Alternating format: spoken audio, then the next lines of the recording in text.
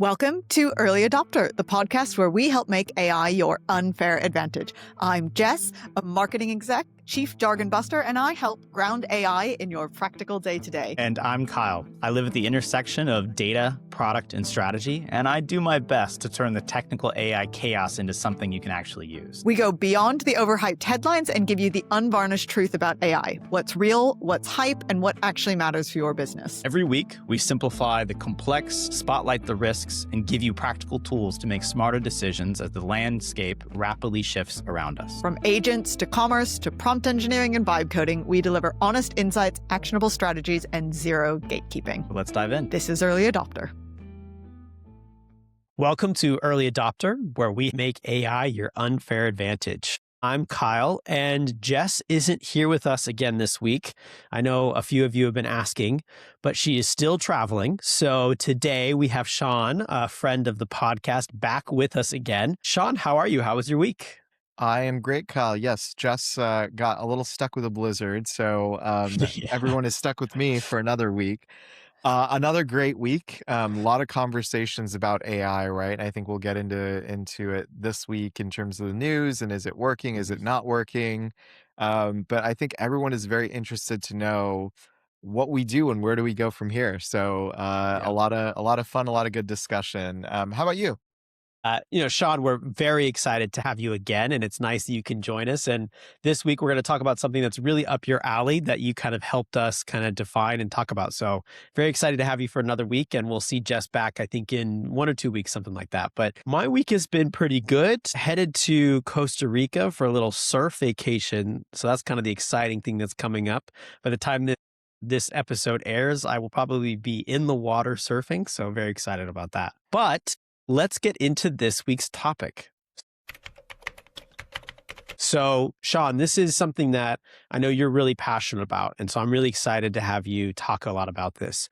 But to start, there's a major study out of the National Bureau of Economic Research, which got picked up by Fortune. And since there's a lot of these articles that make headlines and kind of add on to the overall hype, I thought it'd be really useful to start this way. And the headline is basically CEOs are saying that AI has had no measurable impact on productivity. And at first read, that sounds pretty alarming, which is exactly why when I saw it, I clipped it and sent it to Jess and sent it to you like right away, like, oh, we got to talk about this. Yeah, that honestly has been the headline. Everyone's been asking about it. So it was wonderful that I got into the podcast prep and I actually was like, well, they're like, yeah, we read this headline. I was like, well, I read the report. And when I saw that headline, my first thought was, okay, here we go again, right? Like every few weeks we get this cycle, the roller coaster of AI. It's not even a hype cycle. It feels like a roller coaster. We get a few weeks where everyone is super excited. It's going to change everything. We're all going to have nothing to do tomorrow. And then every so often we get one of these pieces that's like, oh no, it's peaked and the roller coaster is pointed down and it turns out AI is doing nothing. Like let's pack it up. Yeah, done. Episode over. No more need for our early adopter, right? Yeah, and now the headline may be, a little bit salacious, but I don't want to dismiss the study because there's actually a lot of very interesting and useful data in it. But the way these headlines get written is, I think, a little bit disingenuous. It's not going to surprise anyone because it's really just cherry picking like the most titillating part of the idea. And then people stop reading after the first sentence. And we all do it, right? But it's the same thing that happened with that MIT study a few months ago. Absolutely. They're looking for the hook. The problem is people aren't going beyond the hook. And the study that you're referencing is the MIT study, which the hook of that was that 95% of AI pilots were producing no measurable impact. And basically, everyone lost their minds. It was like, oh, AI is useless. We talked about the trough of disillusionment, everything around that. But if you kept reading that study, and very few people did, granted, it is very long, right? So you could, but still reading the summary is helpful. What was interesting was the successful 5% were achieving rapid revenue acceleration and real business results. So the story was really in that second clause, right? How people are being successful and, learning from the 95% that weren't being successful. But unfortunately, nobody really bothered to read the study that far. Yeah, and that's, I think the term they used is right, like 95% seeing no results, the remaining 5% are seeing millions in revenue. So it wasn't just like, oh, there's a little bit. It was like, no. The ones who figured it out are really seeing like substantial growth and transformation. Yeah. And so to go through what this new study was that was referenced in the Fortune article, they surveyed about 6,000 executives. So that's CEOs, CFOs, and other senior leaders across the US, UK, Germany, and Australia. So primarily English speaking countries plus Germany.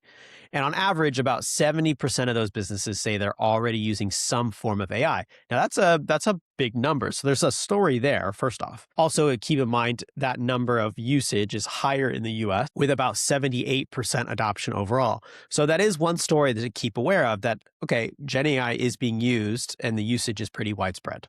Yeah, and what's interesting is that 78% number, 77, 78, is pretty consistently. I see it across different reports. Mhm. Knowing that we're very early on, I like to ground myself in data, but also look at multiple data sources from different people so that we can really get a more accurate picture. And it's really wild to think a few years ago, right? Like literally 5 years ago, it was like 1 in 100 companies doing anything with AI.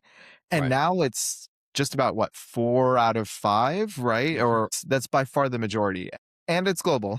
So I think we can all agree AI has gone mainstream. It's here and here to stay. And what's interesting here is that about 89% of firms said AI had no measurable impact on productivity, and 90% so no impact on employment over the last 3 years. And the report authors summarize it as over 80% report no impact on either measure, which we'll get into, but I find that a little surprising. Yeah, and so this is where, I downloaded that full report. It's 70 pages and actually read through it, so you don't have to. So, consider this your TLDR episode, doing some hard-hitting investigative journalism, because only the best will do for our listeners. And Yeah. and so, one thing, it's a survey, not a study, right? So, and that's fine. It was self-reported, so it's a little bit anecdotal, but some good data. And the other caveat that I would say is it's also very Western centric. So they say global, but they surveyed the United States, UK, Germany, and Australia were the countries. So the biggest issue, though, besides all that, is like the framing question was, has AI transformed macroeconomic productivity in the last 3 years? And I think the answer is so obvious that it almost seems like a trick question, right? Like I think most people would tell you the answer is like, no, obviously not. Over the last 3 years, we can't say that AI has like rapidly transformed everything, but that's not news to anyone. It's not that AI isn't or won't be massively disruptive, but we're talking about something that is very, very young, right? Like Mhm. just the consumer facing part of generative AI, like ChatGPT, the stuff we use daily, itself is only about 3 years old. Right. Yeah, and I think that's a really important point. I mean, look at the difference between Gen AI or what we were doing with ChatGPT 3 years ago versus 2 years ago versus a year ago versus even 3 months ago. The evolution of it is so vast and so fast that to basically try to say over the entire period, how successful is it? I can see where that question is a little bit misleading and it could probably trip some people up. And for enterprise grade, properly integrated, security compliant versions of Gen AI, it's less than 3 years certainly, but maybe even just in the last year or less. Maybe 18 months if we're looking at meaningfully at scale. But even 18 months ago, I was at conferences talking about AI where most of the people in the room hadn't really brought anything to production, really didn't know how to do that. Only within maybe the last 6 months are people starting to talk about, okay, we brought this thing to production. It's working in these scenarios, not in others. So like you said, it's really, really early. Yeah, absolutely. And AI is kind of in that like infancy toddler phase. And as a Right. toddler dad who likes to think I have a future world number one tennis player on my hands, I've been Yes. Love that. advised to hold off on sweeping judgments in either direction until they've had a chance to step on the tennis court Mhm. once or maybe twice or maybe a few times, right? And I think we should do the same for AI. Like AI, in my mind, is a foundational technology in the same category as things like the printing press and the steam engine and electricity and personal computing. Those things took centuries, a lot of times, right? But at a minimum, Mhm. several decades to propagate and have their effects felt. And while AI is moving faster, 3 years is just not enough of a time frame for us to see all the changes ahead. The article does make a similar comparison that kind of speaks to what you're talking about, and it's the solo productivity paradox. Now, Robert Solow is a Nobel Prize-winning economist who said in 1987, which was right in the middle of the IT boom, you can see the computer age everywhere, but in the productivity statistics. That was his quote. So at the time, U.S. productivity growth had run at about 3%, or, well, I'll be exact, 2.9% from 1948 to 1973, but then slowed to about 1.1% after 1973. Remember, he's talking in 1987. Companies were buying computers, building IT departments, doing all the right things, but the technology still wasn't reversing the slowdown. It wasn't showing up in the data yet. I feel like there's a second clause coming here. Yes, exactly. But what followed in the 90s, after Solow wrote about this productivity issue, is that there was a huge productivity boom, right? Growth jumped 1.5 percentage points and then held there for a decade. So the lag eventually became a surge. It was just too early to really observe. Yeah, and having spent my entire career, almost 2 decades in technology innovation, I don't really see that as a paradox. It's just Mhm. how technology and human learning and systems interact, right? The Mhm. tool arrives before people know how to use it, before organizations are built around it, before the culture actually shifts. The human side always lags the technology. That's just how it works. And even though we have the software rails and AI is built on top of that so we can deploy these new tools faster, doesn't mean we've solved change management and education and Yeah. incentives for adoption and leadership that optimizes for growth and innovation over Mhm. risk avoidance. Yeah, and obviously we'll throw out another one, which is technically the internet was invented in 1983, which you might think, oh, wow, that's really, really early. I thought it was later than that, right? And then the dot-com big boom in the 90s and then the bust in 2001. So that was a lot of years of technology adoption and people adjusting to it. And in some ways, maybe we only got the internet correct in the 2000s and really started to benefit from it. And then obviously the smartphone has just changed our access and like our usage of that. But that took a long time. So I think we can kind of say that the lag in usage is expected, and we've observed that historically.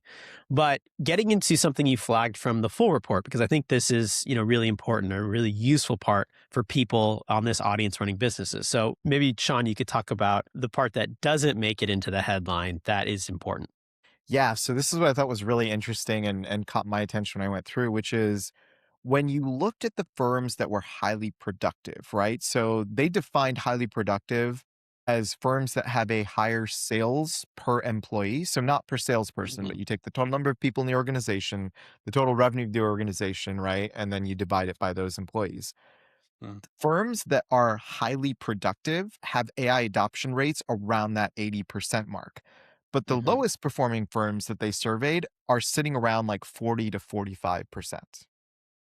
Yeah, that's a really interesting statistic. I mean, we talk a lot about KPIs and sales KPIs. So I think that distinction that it's sales per employee, not sales per salesperson, is a really important thing to drill into. But clearly there's a correlation there that the most successful companies on a per employee basis are the ones that are going hardest on AI in general. But maybe you want to dig into that a little bit more, Sean.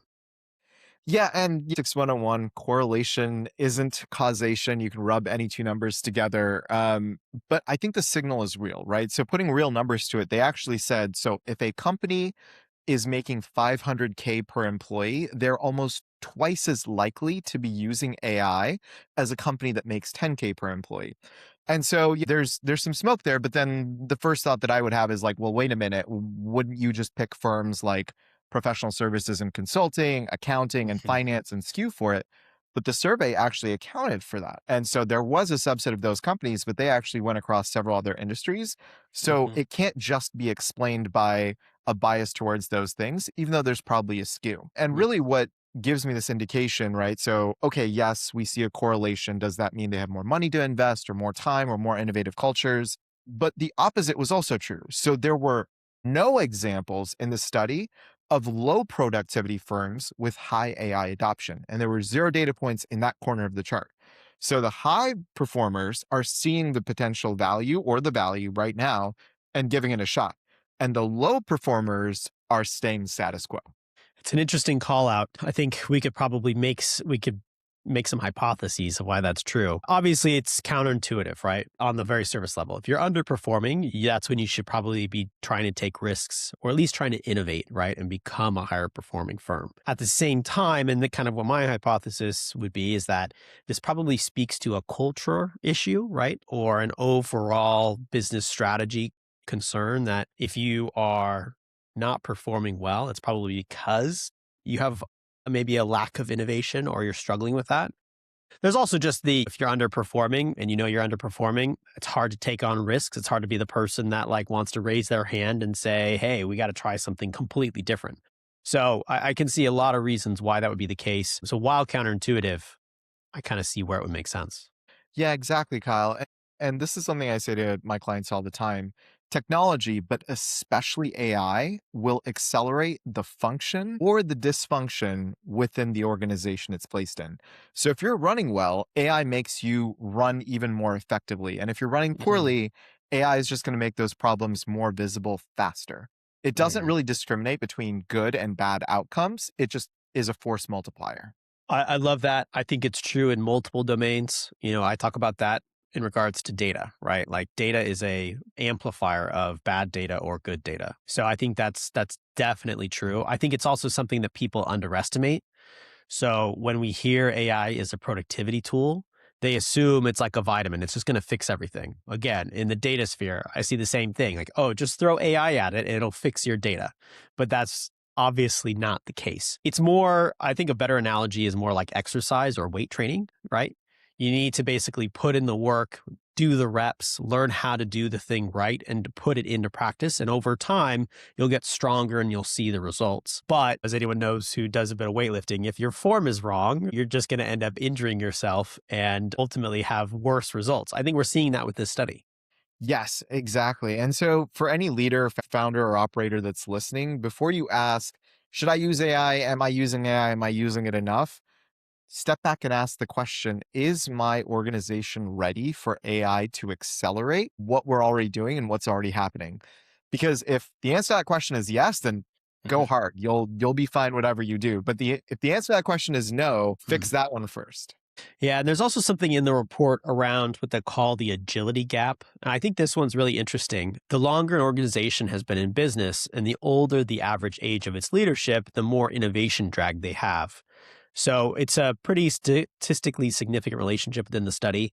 And I want to just throw in an anecdote because I've come into contact with a few people lately who are basically responsible for being like the AI change within organizations. They're being asked to kind of turn the boat around. What I'm finding, though, is that in businesses that are smaller, newer, have less technical debt, it's a much different approach that you have to take, and the timelines that you expect those to take are much different versus the much larger enterprises. So I think we're seeing that agility gap play out, and sometimes it's correlated to how big and how long the company has been around. Yeah, and one man's problem is another person's opportunity. Right. But kind of going back to the statistic, right? I don't want us to come across as this is like an okay boomer kind of thing. I want to be careful how we frame it because it's not a knock on experienced leaders. It's structural, right? So what the study said is there's a correlation between the length of time the firm has existed and the average age of the board. And so the longer your firm has been around, and on average, the older your board is, the less likely you are to be using AI and seeing success with AI. But there's sort of that logical reason of that happening, right? Like if you've been around a long time and you have established governance, it means you've been having success for a long time, or you wouldn't be in business. And the longer you've been doing something a certain way, the more of this way works, why should we change it, becomes that operating assumption, right? And it's a rational instinct. If the playbook has delivered results for the last 20 years, like you protect the playbook. Yeah. But as I think we'll talk about, in a moment of rapid technological change, and make no mistake, we are in one of those moments, if not one of the biggest moments we've ever experienced, that instinct can become a liability because, quite frankly, the playbook as it has existed is potentially completely uprooted from what. Exactly. If the game is changing around you, right, and the way that everyone is approaching it is different, we live in a completely different world, then doing things the old way is the most dangerous way to do them. And that's Mhm. what creates this opportunity for smaller, more agile organizations, right? Which tend to correlate with being newer and having less legacy systems. If you have a 10-person company and there are no legacy processes to protect, there's no like 7-layer approval committee, there's no we've always done it this way culture, you can move faster than the incumbent and you can experiment with fewer consequences. And that agility is a competitive advantage if you leverage it. I think a lot of small business owners and medium enterprises really undersell themselves on that point. Yeah. So I think a lot of people listening to this podcast, part of our audience, are going to be part of that smaller, more agile organization. But that being said, if you've been around a long time, even though you're a small organization, you might still have some of those preconceived notions of how things are done. So don't think just because you're smaller, you're going to get around it. It all depends on kind of your ability or your willingness to innovate. Enterprise have the resources, but startups and earlier and smaller companies have the agility. And right now, AI rewards agility if you're willing to take that step. Yeah, and kind of shifting to the other piece the survey touched on, which was about jobs, right? And forecasting, well, backcasting, first of all, how many jobs has AI taken, and forecasting how much productivity will be gained. And this is the thing that rightfully makes all of us anxious. There's a conflicting signal in study, right? So the leadership of the firms expects to cut about 0.7% of its employment, so almost 1%, due to AI. But the individual workers surveyed actually expect employment to rise by about 0.5%. So the number itself might seem small, but the gap in expectation, I think, is huge because it shows that what workers are seeing on the front lines is different than what the executive teams are expecting. It is interesting. And I think if you separate the narrative from the reality here, because obviously there's been a lot of noise. We've talked a lot about the headlines around job cuts and all of that. But if you separate that noise, we've heard executives at big companies frame layoffs as AI driven. But when you look at the overall macro environment over the last few years, there's a lot of other variables at play that are kind of, I think, pushing a lot of these headlines as well. So contracting consumer confidence, slowing SaaS growth overall. Obviously, there was a big pullback in SaaS recently, but there was also companies overhired during the 2020 and 2021 era that are now probably right sizing. So sure, AI is playing a part in that, but I think there's also a lot of other variables pushing this as well. You're spot on, Kyle. And I don't want to get in trouble in this, but by going too specific, but if you're a publicly traded company and your revenue slows, that's going to affect your top line, right? But the bottom line, if you need to show continuous growth, is to cut costs. So if you're also making AI investments and spending the money, because that's what everyone's doing and that's where the hype is, you can frame those layoffs as, hey, we're confident AI is going to fill this gap. And that's a much better story for your stock price and your board than our growth is stalled and we overextended and we're not sure where we're going to get more growth. So we have to lay people off. So maybe a little conspiracy theorist here, maybe, people not being completely upfront, but I think it's fair to say that maybe a lot of AI driven job loss was actually macro driven job loss. And then we attached an AI narrative to it to basically change that story and be a little bit more positive.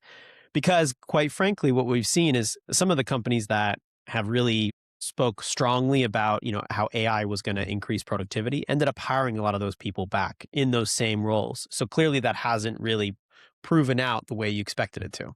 Yeah. And that's where I think, looking underneath it, there's no conspiracy. It's like, it's factual. That's what it is. It's not AI took the jobs. It's more like the economy contracted. We didn't know where growth vectors were going to come from for software. And then AI gets the credit or the blame, depending on who you're talking to, right? Like the data shows us that few of those layoffs are directly attributable to AI specifically replacing humans in those roles. And I'm not saying it won't, right? I think that's what the bigger scarier part is that like, wait a minute. So Sean, you're saying all the layoffs that we've been having over the last several years, they've been telling us it's because of AI, but it's not actually because AI has been automating. It's because of like macroeconomics and company factors, which means all of the automation that AI can do and will do is yet to come. And those numbers look daunting, right? MIT, again, has this iceberg index where they look at what AI capabilities can do. And their current view is that our existing AI capabilities, so today, if we waved a magic wand, we could replace almost 11.7%, so almost 12% of labor wages with current capabilities if we like fully adopted AI wherever we could effectively use it. That is $1.2 trillion. It is a massive amount. When you think about adding that to unemployment, like regimes have changed for half that number, Yeah, right? yeah, So for sure. it's a lot. But thankfully and rightfully, the timeline is always more gradual. The human elements and the structural elements make these things slow. But I just want to put that out there because the current moment is more complex and more nuanced than these headlines are suggesting. Yeah, and there's a really interesting angle from IBM's CHRO in this article. And this, I think, really, I've had a lot of conversations about this. And so I think this is a really interesting angle to keep track of. Their point was that IBM is actually planning to triple young hires, specifically because they're worried that over automating and over applying AI to entry level roles could hollow out their middle management pipeline a decade or multiple decades from now.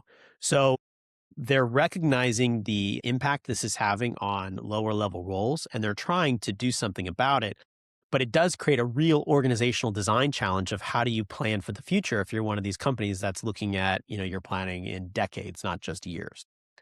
Yeah, and I love that view. It's really about thinking in the long term around your talent and your business, right? Like entry level roles are where people learn how things actually work and put that theoretical knowledge into practice.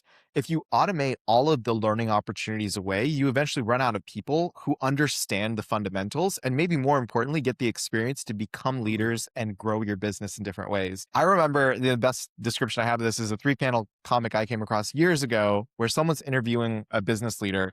And so they ask them, it's like, well, what's the secret to your success? And the business person replies, making good business decisions. So second panel, the interviewer follows up. Well, what's the secret to making good decisions? And the business person replies, experience. In the last panel, the interviewer again asks them, okay, so how do you get experience? And the business leader looks back and just says, making bad decisions. Yeah, that's true. I love that. I mean, look, we've all been there, right? That we learn more from our failures than we do our successes. But I think the key to remember is that most SMBs, you're not automating away an entry level, pipeline or position. You're using AI to help a small team punch above its weight. So I'll go one further, which is to say, if you're younger and you're listening to this and you're worried about, entry level positions and whether or not you're going to be able to get a role, I think the strongest thing you can do these days is become what I would say like an AI native employee. So really understand how, especially within the domain that you're trying to go into, which whether it's marketing or operations or finance or whatever it is, how can you best utilize AI within to augment your role? Because I think, and speaking from experience as someone who's looking at hiring, I'm going to be looking for people who are AI native in their roles moving forward. Yes. And if you're a business leader, you have to remember you cannot cut your way to growth. You have to outcompete, right, through better quality and new experiences and innovation, which means learning as an individual, as a team, and as an organization, how you're going to harness tools like AI. Yeah. Okay. So let's talk about where this might actually be going, because the article has a framing I really like, which is they call it the J curve. So Torsten Slok, who's Apollo's chief economist, describes AI's impact as potentially a J curve situation. So there's an initial phase where measured performance looks flat or even dips as an organizations learn, adjust, rebuild workflows. And then as the technology delivers, you get the payoff, the big surge. So that's kind of where it's like that J almost kind of comes down and then really surges through as your organization figures out the productivity hack. Yeah, and I love frameworks. At the same time, it's like if we think about it in real life, it's a very intuitive concept, right? Like back in the pandemic, when I don't know if everyone did it, but I certainly was part of the group that like started a sourdough starter and figured out how to bake sourdough bread. And it took me a really long time. Then once I did it a few times, I was like, oh, I can actually do this pretty quickly. And then once I did it a few more, I realized, hey, this is actually a lot of work. And then someone who's doing this all the time and making 200 loaves a day is always just going to be more effective at it than me, who makes like one loaf every 2 weeks. And so still, I think it's a really great framework, right? It's like, so we start out with a certain level of performance, we dip down, and then all of a sudden we overshoot the previous performance we have. We can argue where we are on that curve. Maybe we're at the bottom of the dip now, right? And every organization is probably different. But I think it's going to be a heck of a jump.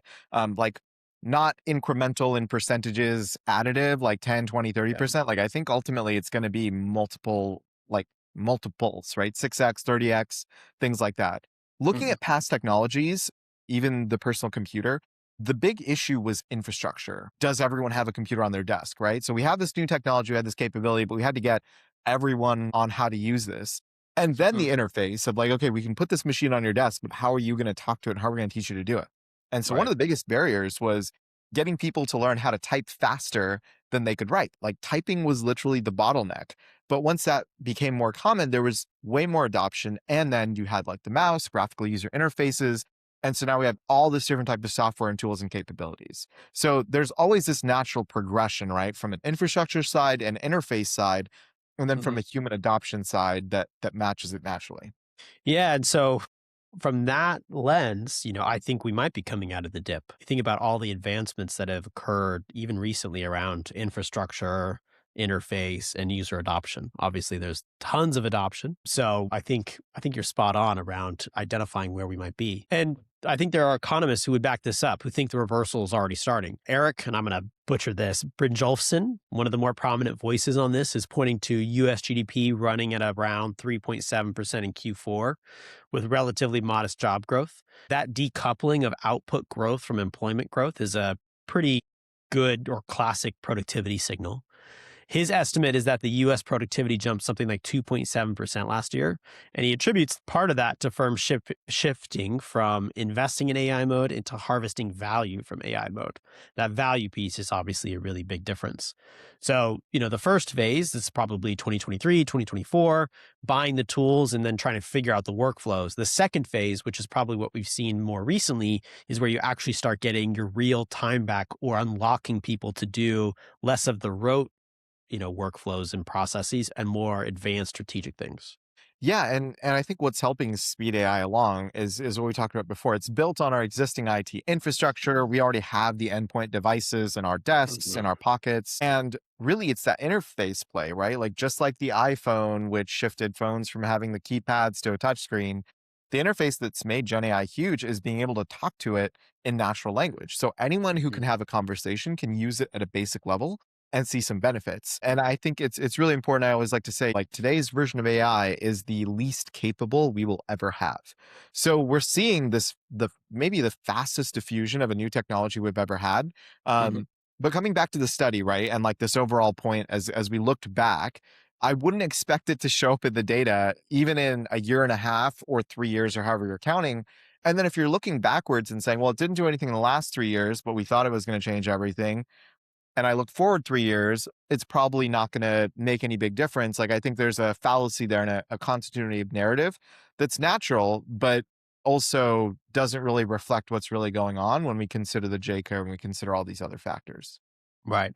Yeah. And again, another reason we might be coming out of the dip. I mean, there have been so many advancements, even in the last 3 years, on that infrastructure side. The interface side, you can make a lot of arguments that there's been a lot happening there. But on the infrastructure side, some of the ways that that's shown up is context windows, right? That makes AI seem so much more magic than it used to be. That's just one of many examples of how the infrastructure has really advanced over this period of time. That's made, AI just so much easier to adopt for everyone. In terms of the competitive dynamics, I think there's also something interesting about how AI differs from past technology waves. So in the 80s IT boom that we were mentioning earlier, innovators had monopoly-like pricing power until everyone caught up. With AI today, there's really fierce competition between all of the different model providers, whether that's OpenAI, Anthropic, Google, obviously DeepSeek really impacted a lot of the competitive or put a lot of pressure on the incumbent players. So there's already a lot of push on prices down and making tools more accessible across the board as some of the technological advancements are more accessible than ever. Yeah, and that's great for the rest of us, right? When businesses compete, consumers win. So this like race to the bottom on model pricing and Mhm. effectiveness means better tools for less money, which is generally great. And I think what we're also seeing as this becomes more of this like foundational technology, something we use all the time, like electricity and now the internet and personal computing and software, the value doesn't just accrue to like whoever owns that, right? Or Mhm. just owns the model. it's going to flow to those who figure out how to use it and apply it best. Yeah. And just to make the point on price, because a lot of people are saying, well, I mean, my ChatGPT costs $20 now. It's always cost $20. It's really not that much cheaper. But where you see that play out is typically more in how you've used the individual models, especially when it comes to like API pricing, when you're like pinging it and using it in your own application. The cost of the latest model, so like if I'm using Claude and I'm using the latest Opus 4.6, it's probably similar in terms of how it's always cost. But in terms of what that model is able to do is so far advanced. And in terms of what, like even just the last iteration or a couple models ago, which is still so good, is just incredibly cheap. So that's where a lot of the competitive pressure is moving, because everyone is constantly trying to release the fastest, latest, best reasoning model.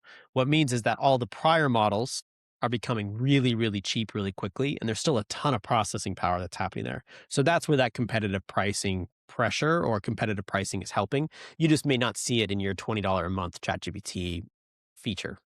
Kyle, I want everyone to take a moment and like think back to a mere year and a half ago, right? Like 2 years ago, when we were all playing around with like Chat GPT 2.0, and you asked it a question and it was like magic, but then you read it and you're like, what is this thing saying? And it literally is like 3 paragraphs and like every 2 sentences is the same idea, just said in a completely different way.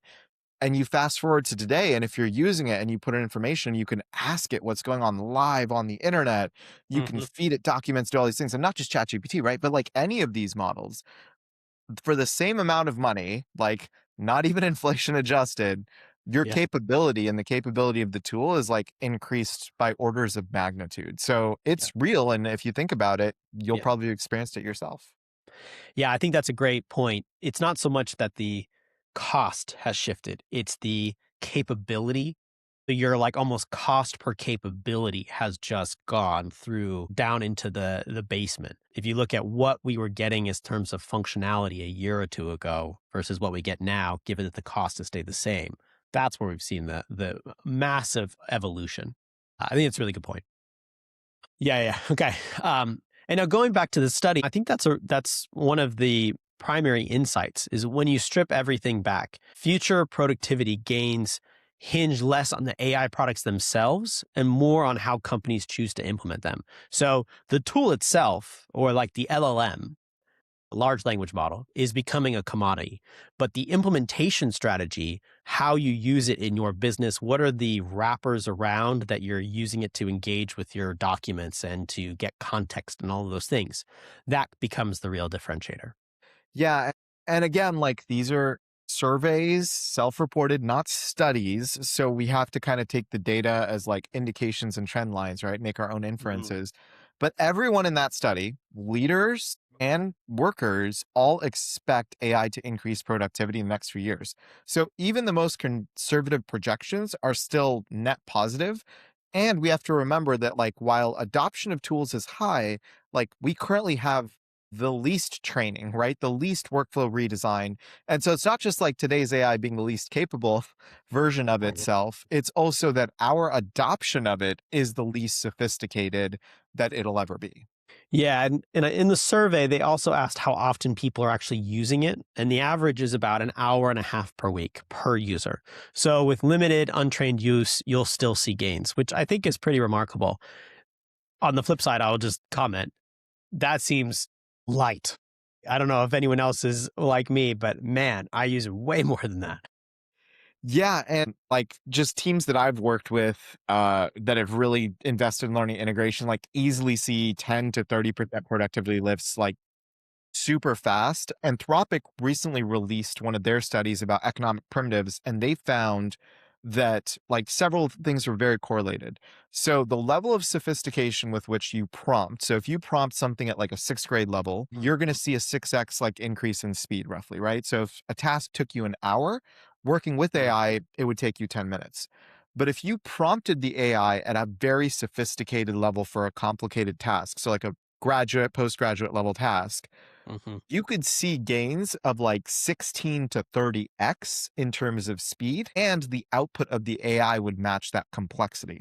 So all of that's telling you that like the better we get at using AI and the tools, the more effective we are on like magnitudes, right? Like an order of Mhm. magnitude. So even if you think of a speed X of like 6X is another 5X, but like another order of magnitude in terms of what we can see. And so for small businesses, especially, that Mhm. lift is substantial, right? Because it's Mhm. not just maybe one free employee, but like several free employees for a very nominal cost. Yeah. Okay. So, Sean, let's give people a final takeaway here, especially around the survey.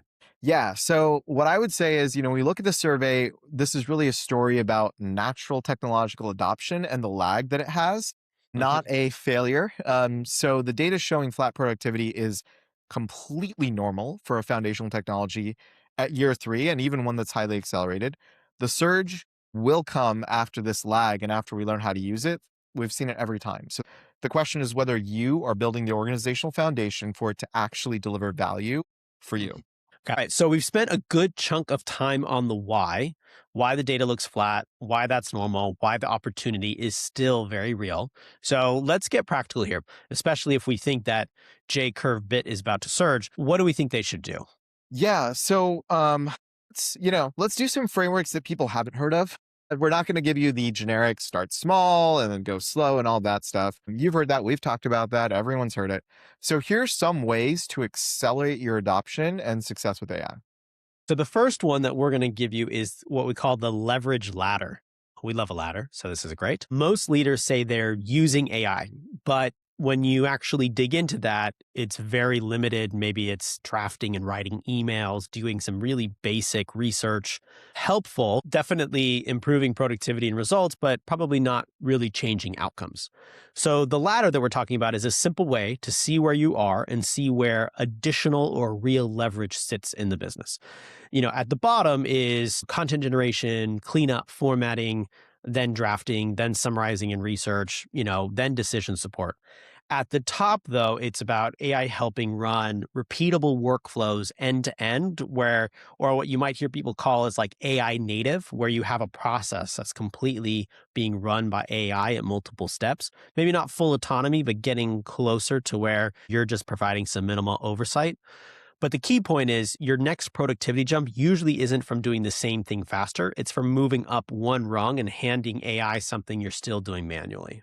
Yes. And this matters for owners, operators, and leaders because it gives you permission to stop paying attention to like what's the best tool for the next 5 minutes and ask the better question, which is what level are you actually using AI? Mm. Okay, so the second framework is the risk lens, right? So this is the part that protects the trust. Because what I think we see, because of all the headlines, is people swing between two extremes. They either overtrust AI and they get burned and then decide it's useless or too risky. Or on the other side, they undertrust it and they never really get beyond surface level assistance. And so they think it's not valuable. But Mm. this rule is simple, right? Before you hand something off, decide the guardrails based on the risk. So if it's something that's super low consequence and easy to undo, like just let the AI do its thing with light review. Um, this is something I've done over time with emails. At first, I was writing all my own emails. It took me a really long time. Now I kind Mhm. of just give AI notes and it was giving me an email and then I would rewrite that email. And now I decide which emails to do it with. If I'm simply responding to someone and they're asking me for some feedback on something and I give it stream of consciousness and it organizes it in something that doesn't quite sound like me, but it's clear and effective, that thing gets sent straight to my email and sent off because it's not really important. But if it's high consequence, hard to Mhm. unwind, something that requires that personal touch, then I use the AI to draft, summarize, or propose, but I will own that final call. And this Mhm. is really important in smaller organizations for governance because like you don't have layers and layers of review either from a technical or human standpoint. So you need to have that clear shared standard so your team knows what safe looks like Mhm. and have those decisions not only that you make for yourself, but then you outline them and share them with others as to Yeah. where and how to use it most effectively. What I like about that is it turns AI from a trust problem right? When to use it, when not to use it, into a definable process. So you're not debating whether AI is reliable, you're deciding on how much oversight or how much to actually trust the AI based on how much oversight that specific task requires. So it's a much more, I would say, intelligent way to look at your overall tasks. I like that. Third framework here is the work week X-ray. So this is how you stop guessing where AI should go. So look back at the last week. Where did your time go? Identify 3 to 5 things that ate the most time, but required the least real judgment. We've kind of talked about this before, but I think it's a really good thing to add to your list. Then, once you have that list, zoom out and convert it into kind of an organizational move. Pick 3 workflows that really matter, the ones that drive revenue, service delivery to your customers, improve the overall customer experience, or help with your operational reliability, and then redesign those workflows end to end with AI inside the flow. Again, using something that requires intelligence to actually like improve the process rather than just sprinkling it on top or putting a chatbot on top of it. This is where small orgs can win because you can actually change workflows quickly. So 3 workflows done really well can really improve a business and beat 30 random use cases or 30 random uses of AI. Yeah, and this really helps with those big mindset shifts, right? Because you're looking at it both from the bottom end and the top end, and it's less about what can the AI do and more about where is our capacity leaking and where's our biggest opportunities and how do we fix that first. So the fourth one is the alignment test. And this is super important because our organizations, everything we do now is like systems built upon systems within other systems, right? So like we talked about before, AI doesn't like rescue your confusion. It's just going to accelerate whatever's happening. And so before you add any new tools, here's like the 3 simple questions that you need to answer honestly. So the first is, do we actually have a clear growth strategy? And have we translated that into like near-term goals and priorities, right? A lot of times we don't, or we think it's clear to us, but it's not clear to the organization because it's not documented and shared and agreed on. The second question is, does everyone know what they own that directly advances those priorities? And then the third question is, where can AI or technology remove friction or raise the quality of the work that actually matters? And so if those first 2 things are fuzzy, right? We don't have the macro strategy, we haven't documented, we haven't decided on it, agreed on it, and people don't know what part they play, then AI is just going to become noise and people will automate the wrong things, produce content that doesn't align, and move faster, but in completely different directions, which won't be effective. But this is where I think that enterprise narrative of you need a center of excellence, you need to in-house an AI team, you need to do all these things, like, is maybe less important. And what you really need to focus on is the clarity and ownership of your own business, your own strategy, and then use AI as an amplifier of that instead of being a distraction and something that you're doing on the side.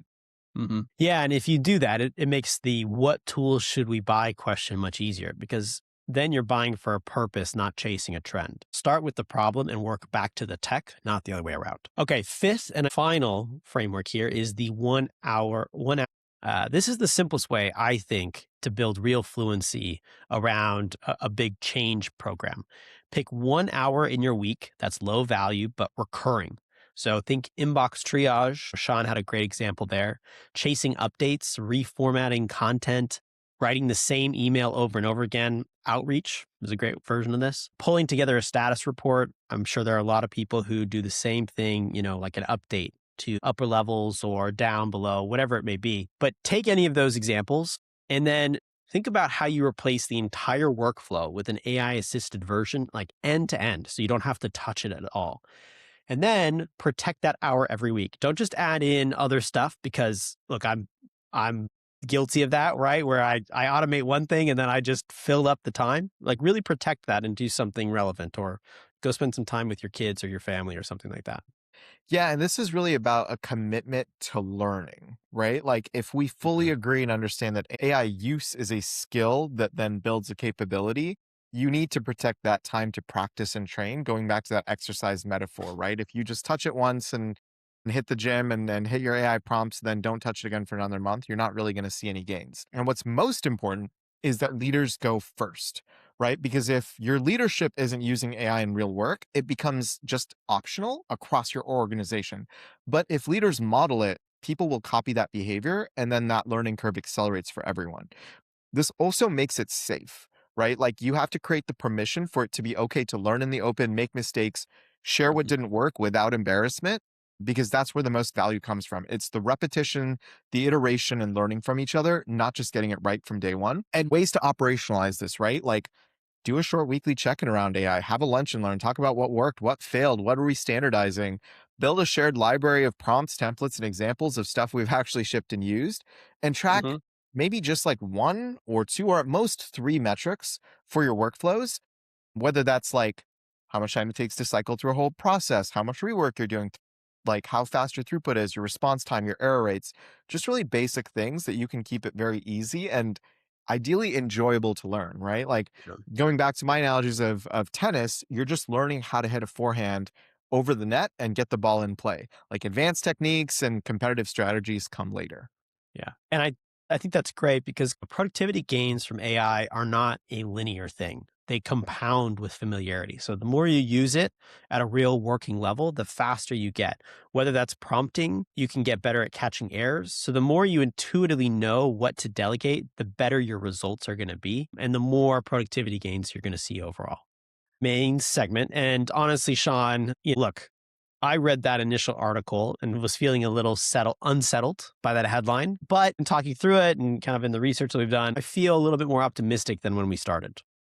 Yeah, a little more signal, a little less noise, right? And that's usually how it goes when you actually read the report. The headline, we all know this, right? It's just designed to be clickbaity. It's designed to be the most salacious, but the data is always far more instructive. So RTSD, read the source data. It's the new RTFM. Now, that being said, we are definitely at some point we are going to cover coding as it relates to AI because we might have a slightly different perspective on there. And we'll talk about that. But I think overall, this is one of those examples of don't just read the headline, really get into the data and understand like where this is being useful. Or lose it. If you don't use it, you lose it. That's right. Awesome. Okay, let's get into the AI news of the week. And so today's story has implications for what it means for AI to do things on the web and not just when we talk about them. Yeah, so our story is about OpenClaw. And we've got some real history with this one because we covered the early version of this story a few weeks ago when it was still Moltbook and Claudebot. For anyone who missed that episode, Anthropic's legal team sent a cease and desist over the name and the lobster mascot being too close to Claude's branding. Therefore, the project renamed to OpenClaw, and that was that. We talked about what the tool is. We talked about Moltbook, the agent social network built on top of it. And obviously, we flagged it as interesting, but as a potential security disaster waiting to happen. So that part, the security disaster part, very much happened. So before we get into this news, making sure people recognize that we're talking about this tool that did create a security, not just risk, but security problem. And basically, what we're going to talk about is how OpenAI purchased OpenClaw. So this is what we're going to talk about today is less about, visionary indie developer joins OpenAI, because I think that skips over some pretty significant stuff here. So we want to take a little bit of a different lens to this than maybe the media has been doing. Yeah, that's the theme for us today, right? And I think we all, and especially the media today, loves this pull yourself up by the bootstraps narrative. It sounds way better than developer who creates entertaining tool that gets unfettered access to people's emails, files, and computers and exposes them to malicious agents, gets bought out by AI megacorp so they can have more of your data. OpenClaw's security track record has been rough. Security researchers found over 40,000 exposed instances, many with no authentication at all. The Moltbook platform itself, which was built on top of OpenClaw, had a database breach that exposed 1.5 million API tokens, and over 800 malicious skills have been identified on ClawHub, the extension marketplace. So the blast radius of a compromised OpenClaw agent is pretty massive. Yeah, and it's not like it's news, right? Security researchers and enterprise IT teams have been vocal about this from the jump. Wired reported that tech companies are already banning OpenClaw on corporate devices due to security concerns. Regulators paying attention, and there's real warnings circulating about cyber attack and data breach risk from misconfigured deployments, which is great. But at the same time, it also means that for good and ethical and responsible AI adoption, it's certainly a headwind. And that's the baseline, right? But this last weekend, so Peter Steinberger, the creator, announced that he's joining OpenAI. And so the project of OpenClaw is moving to another independent foundation, and OpenAI is going to be the primary sponsor. And so Sam Altman confirmed the hire, and he says that Steinberger will drive the next generation of personal agents. And the developer community's reaction has been somewhat split. Because on one hand, you can see the logic. Steinberger said in his post that his goal is to build an agent even my mom can use. And that requires frontier model access and research that only a major lab can provide, which is a fairly reasonable position. Yeah. On the other hand, and this is where I get skeptical, is that an independent foundation with OpenAI as the primary sponsor and the creator, who is now on OpenAI's payroll, is independent in name only, right? And so his incentives are now tied to OpenAI's products. The attention is going to flow towards pushing data and building moats for OpenAI, not creating secure, useful, neutral ecosystem infrastructure that works equally well across all models and providers. And so while there's a security risk to OpenClaw, like it's great. We want to see innovation. We want to see what people can do with AI and we want to encourage it. At the same time, the glossing over, right, of security is concerning, and the alignment of incentives is very important in ensuring that the future of all of our data and the future of AI itself is responsible and not just, a chaotic predatory wasteland. Okay. So I think what's important for our audience is this. The industry is clearly moving toward agents that do things, not just AI that says things.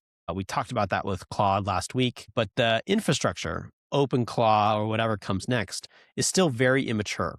If you are thinking about deploying any kind of agentic tooling in your business or for personal use, the governance questions have to come first, and you have to be really clear about your security. And, we talked a bit about this in our episode about co-work, and that's kind of Anthropic's answer to the space, right? And one of the things that we found valuable is that it is more locked down. It's got fewer connections, but it's aimed at that same vision of agents that actually complete tasks. And so they kind of sent him a cease and desist, push him to OpenAI. It's kind of an interesting strategic move that could shape this category in interesting ways and in a lot of different directions, right? So someone has activated someone else's trap card. I'm just not sure who's who yet. All right, now we're going to cover our AI gone wrong segment. And I want to be clear up front, this one is less cautionary tale and more, you genuinely cannot make this stuff up. Yeah. And in another timeline, I would have seen this story and thought I was reading something from like The Onion and being pranked. But no, I was not being pranked. It's real. Yeah. So the US government launched a new nutrition initiative.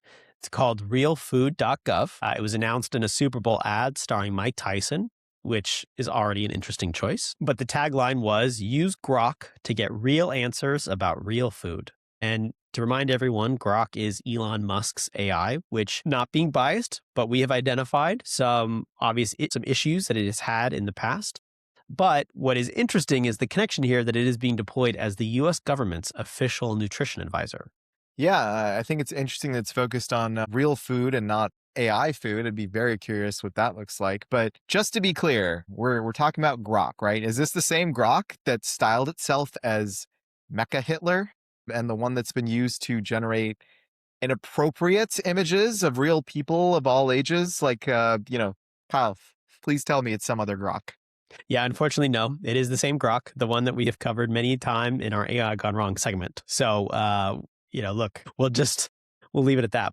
So 404 Media started testing it, and within a very short amount of time, Grok was providing detailed recommendations on the safest vegetables to insert into, yes, you can imagine what we're about to say next, with specificity. So carrot, narrow end first, cucumber, condom with retrieval string for safety.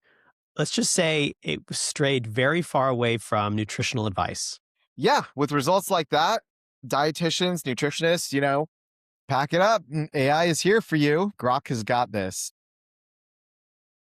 This is wild. I honestly still can't really believe that this story is true. I'm still mind is blown. Yeah, I don't even know what else to say that won't be clipped out of context and age horribly. To my ER doctor and nurse friends, I'm so sorry. But, I guess a disembodied statistical prediction model trained on maybe the most disturbing array of human language and ideas could reasonably think, hey, Food goes in one end of humans and comes out the other. What if I just like reverse the process and maybe they'll absorb nutrients more efficiently or something? Right. And to be fair, even as crazy as this sounds, to be fair, people were clearly pushing it, right? Asking silly questions to get silly answers. But that's also the point. A nutrition chatbot deployed by the federal government should not be easily steerable into vegetable insertion advice by anyone with a creative prompt. That's a really basic content guardrail that doesn't exist that really should.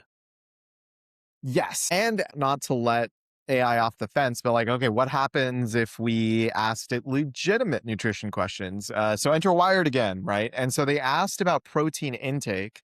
And Grok recommended the consensus scientific guidance by multiple organizations worldwide. So good job, Grok. You did your homework on that one. But you better watch out because it directly contradicts the administration's latest guidelines and current stated goals on protein and red meat. Yeah, so it's simultaneously on one end giving very poor advice about vegetables and what to do with it. And on the other end, it is undermining the dietary agenda it was deployed to promote. So it's not even really aligned with its own mission. Now, quite frankly, that tracks. The administration's response was to quietly remove the mention of Grok by name from the website while confirming that, yes, Grok was still the underlying chatbot. So same tool, just less branding. A White House official called it an approved government tool, which, sure, approved by whom for what we may never know, but here we are. Yeah, and so, bring it back for organizations, right? Like the lesson here is not complicated. First, still, Grok continues to not be a tool for any organization that values control or accuracy. It's at best, if I squint really hard, an entertainment product with extremely loose guardrails, and it occasionally fawns over the person that built it.